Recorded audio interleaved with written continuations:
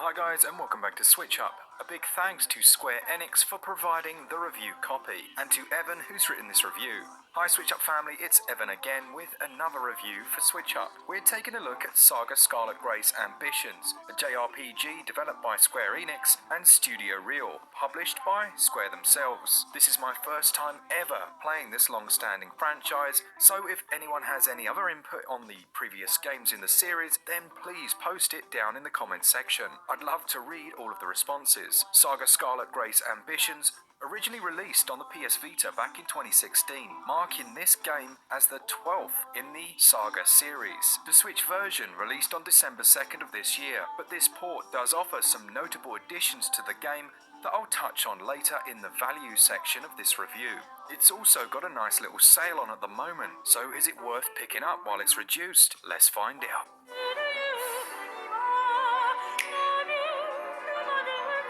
Saga Scarlet Grace Ambition's story starts out with the tale of a fallen god, the Firebringer. He's waged war against humans for generations and has finally been defeated. Huzzah! This empire was created solely to combat him, and with the now lack of a Firebringer to tussle with, it begins to fall into chaos and rebellion. You get to play as one of 4 unique adventurers ready to experience this world. You're greeted with an almost pop-up book-styled world upon gaining control of the game for the first time. I do love the art style that was chosen for the overworld map, since you spend quite a bit of time looking at it. The map is filled with towns to visit and monster dens to fight to gain crafting reagents. You don't actually get to walk around any of these in the game, however. Instead, interacting with them will present you with a few different actions that can then be executed. Some of these include crafting new gear, chatting with an NPC for some light conversation, and hearing a musician play. In regards to controls, movement is accomplished by using the left stick. Tapping the X button pulls up your menu,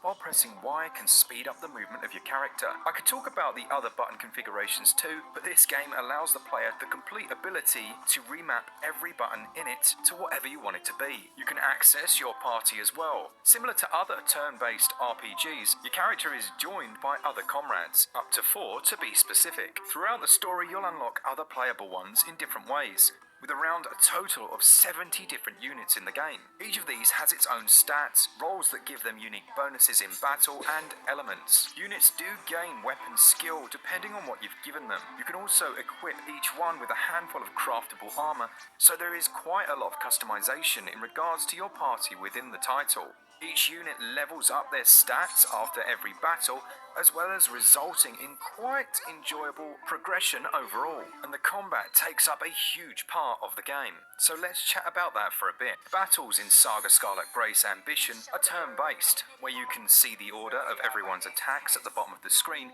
including the turns of your enemies. Every turn you're allowed to use a fixed amount of stars that are essentially battle points. Each character can use a multitude of skills, but each skill will cost a certain amount of points, and once you've hit the star maximum for that turn, you must execute your attack order.